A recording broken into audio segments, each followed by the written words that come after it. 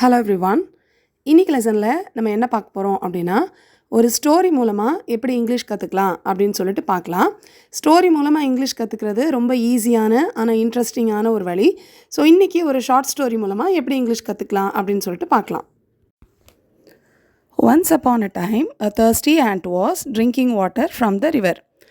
ஒரு நேரம் ஒரு தாகமான எறும்பு ஆற்றுல தண்ணி குடிச்சிட்டு இருந்தது. இதில் இப்போ நம்ம கவனிக்க வேண்டியது, ஸ்டோரியாக இருந்தது அப்படின்னா எப்போவுமே அது பாஸ்ட் டென்ஸில் தான் இருக்கும் முக்கியமாக. ஸோ நம்ம பாஸ்ட் டென்ஸ் இல்லை பாஸ்ட் கண்டினியூஸ் டென்ஸில் வர மாதிரி தான் மோஸ்ட்லி ஸ்டோரி இருக்கும். இன்னொரு விஷயம் இதில் கவனிக்க வேண்டியது, thirsty ant அப்படின்றதுக்கு முன்னாடி ஏ போட்டிருக்கிறோம். ஃபஸ்ட் டைம் நம்ம ஒரு விஷயத்தை பற்றி சொல்லும்போது நம்ம ஏ வச்சு தான் சொல்லணும். ஆர்டிக்கல் ஏ தான் யூஸ் பண்ணுவோம். அதுக்கப்புறம் சொல்லும்போது நம்ம கவனித்தோன்னா அது எல்லாத்துலேயும் த யூஸ் பண்ணியிருப்போம். Suddenly the ant lost his balance and fell into the river.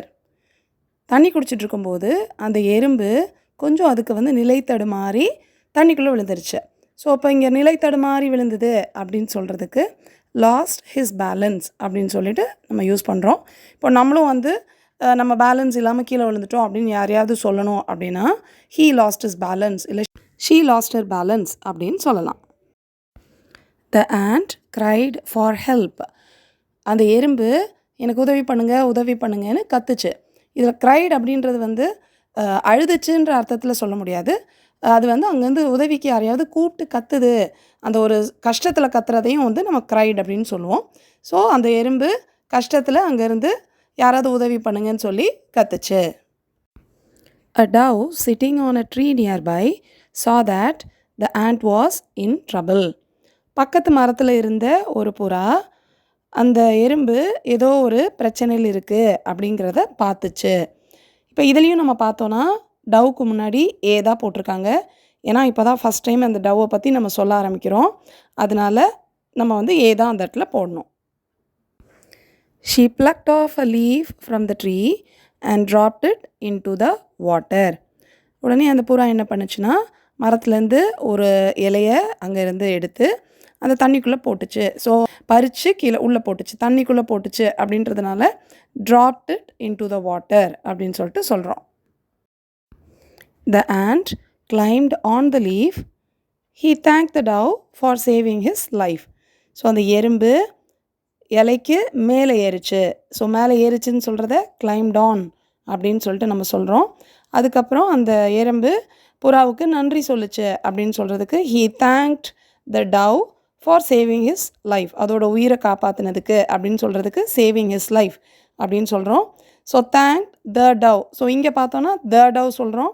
நம்ம ஃபஸ்ட்டு ஸ்டார்டிங்கில் டவ் பற்றி சொல்லும்போது ஏ டவ் அப்படின்னு தான் சொல்லியிருப்போம், அ டவ் அப்படின்னு சொல்லியிருப்போம். இப்போ நம்ம த யூஸ் பண்ணுறோம். After a few days, the ant saw a hunter aiming his arrow at the dove. கொஞ்ச நாள் கழித்து அந்த எறும்பு ஒரு வேட்டைக்காரர் அவர் அந்த புறாவை மேலே அம்பு விடுறதுக்காக குறி பார்த்துட்ருக்காரு அப்படின்றத பார்த்துச்சு. ஸோ இங்கே ஃபஸ்ட் டைம் நம்ம ஹண்டரை பற்றி சொல்கிறோம், அதனால அ ஹண்டர் அப்படின்னு சொல்லிட்டு சொல்கிறோம். குறி பார்க்குறது அப்படிங்கிறது aiming.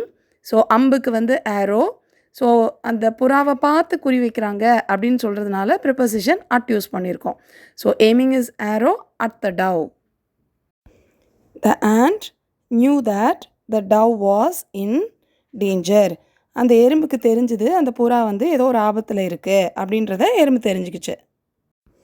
He quickly bit the hunter's leg.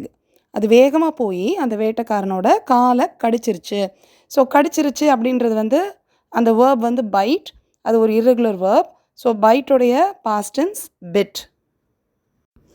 The hunter cried in pain. அந்த வேட்டைக்கார வலியில் கத்துனா. ஸோ இங்கேயும் criedனா அழுதான்னு அர்த்தம் கிடையாது, கத்துனா. The hunter's arrow missed the dove.